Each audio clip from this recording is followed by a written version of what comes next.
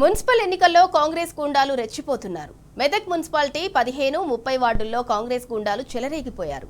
15వ వార్డులో డబ్బులు పంచేందుకు కాంగ్రెస్ ఎమ్మెల్యే మైనంపల్లి రోహిత్ రంగంలోకి దిగారు. డబ్బులు పంపిణీని బీఆర్ఎస్ నేతలు ధీటుగా అడ్డుకున్నారు. దీంతో బీఆర్ఎస్ కాంగ్రెస్ కార్యకర్తల మధ్య వాగ్వాదం జరిగింది.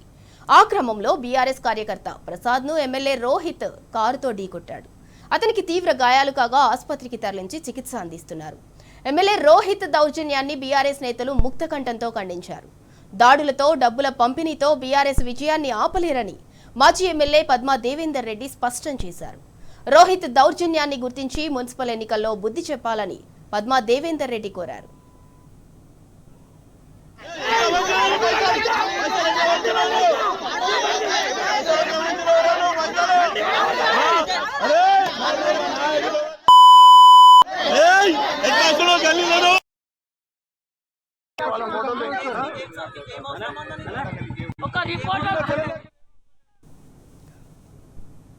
మెదక్ మున్సిపాలిటీలో ఎమ్మెల్యే మైనంపల్లి రోహిత్ దౌర్జన్యాన్ని బీఆర్ఎస్ మాజీ ఎమ్మెల్సీ షేరి సుభాష్ రెడ్డి ఖండించారు.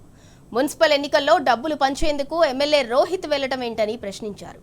డబ్బులతో ఓటర్లను కొనాలని చూస్తున్నారని ధ్వజమెత్తారు. మెదక్ డబ్బుల పంపిణీ ఘటనపై ఎన్నికల సంఘం వెంటనే స్పందించి చర్యలు తీసుకోవాలని డిమాండ్ చేశారు.